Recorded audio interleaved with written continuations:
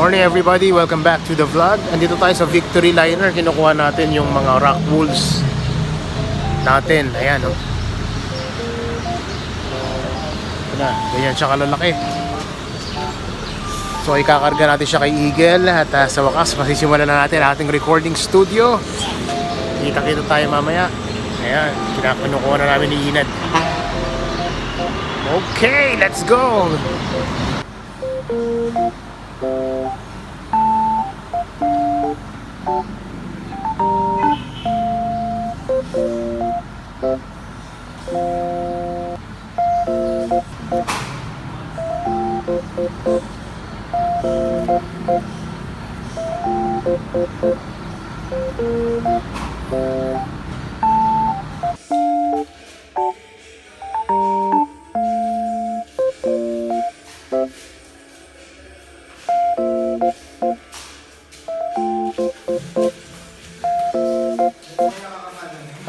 Na.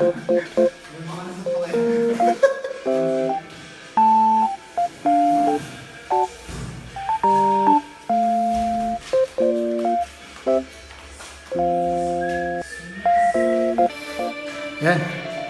Binuhat na natin ang ating mga rock wools. Ayan sila. Kulang pa yan. Padating na yung ilang babay nandun. Dalawa pa. Buhat-buhat ni Inad. At saka ni Tito Raymond. Alright. Good morning everybody. Welcome back to the vlog. Okay. So, medyo matagal tayo hindi na nakapag-vlog, no? Pero, of course, nagkaroon ng bakasyon. And, kung ano-ano pa. Pero ngayon ay nagbabalik tayo para sa another week. Okay, sa finishing stage na tayo ng ating studio. Dumating na rin yung ating mga rock wools na mga pang soundproofing. So, tatapusin na natin ang ating recording studio. UNA Studios, the home of Samba, Pilipinas. Samahan niyo muli ako sa isang linggo ng paggawa at pag-construct ng ating recording studio. Okay guys, see you!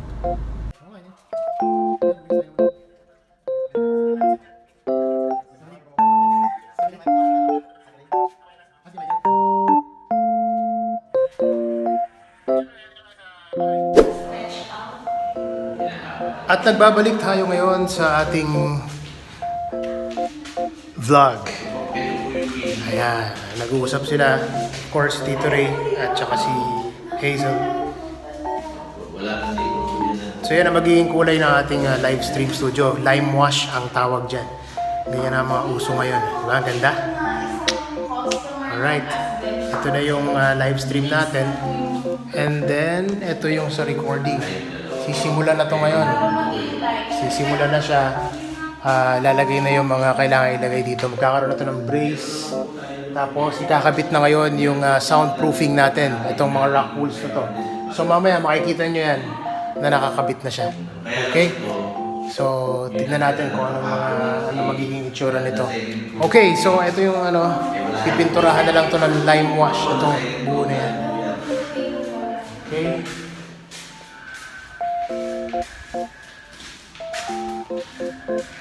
Yan, ito naman yung waiting area, of course. Alam nyo na yan.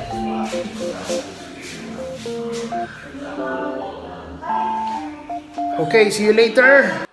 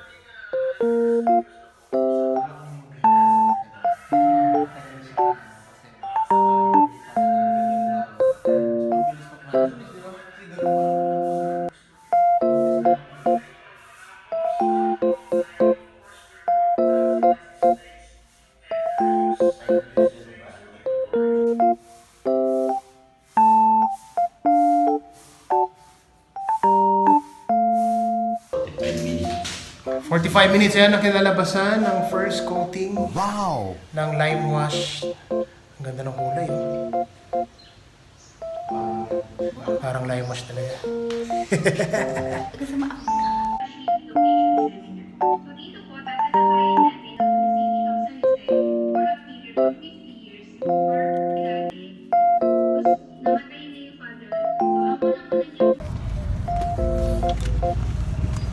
Good afternoon.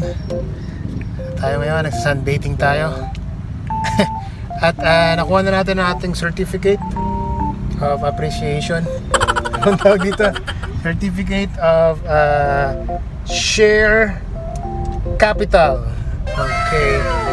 Ibig sabihin lang yan ay tayo ay okay na ang ating application para sa kuryente. Meron na tayong sariling kuryente sa ating recording studio. And kumuha rin ako nito, sedula. Kasi ako ay isang responsableng mamamayan ng San Jose City, Nueva Ecija. At ito naman ang very responsible na driver, kaliwa ka na dyan para hindi tayo maipit yan sa labasan ng mga estudyante. Okay, pupunta kami ngayon sa ibigay namin ito. Pasalamatan natin ang nag-ayos ng ating mga papers. Ayan. Pasalamatan natin si Pastora Nay Farida. Ayan. And kaya November 17 ngayon at birthday naman ng kanyang kabiyak na si Kuya Arnold Belina. Okay. And pumunta kami sa kanila para ibigay ang sedula at kailangan pa to sa mga final na gagawin para sa ating kuryente. Pero may kuryente na tayo. So Tuesday daw ay baka maikabit na ito. Ngayong araw ay araw ng Biyernes. So mamaya meron tayong live sa Samba, Pilipinas. Okay? So magkita-kita tayo.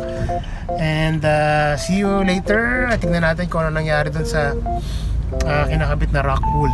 Silipin lang natin, okay? See you guys! Ito po first coat.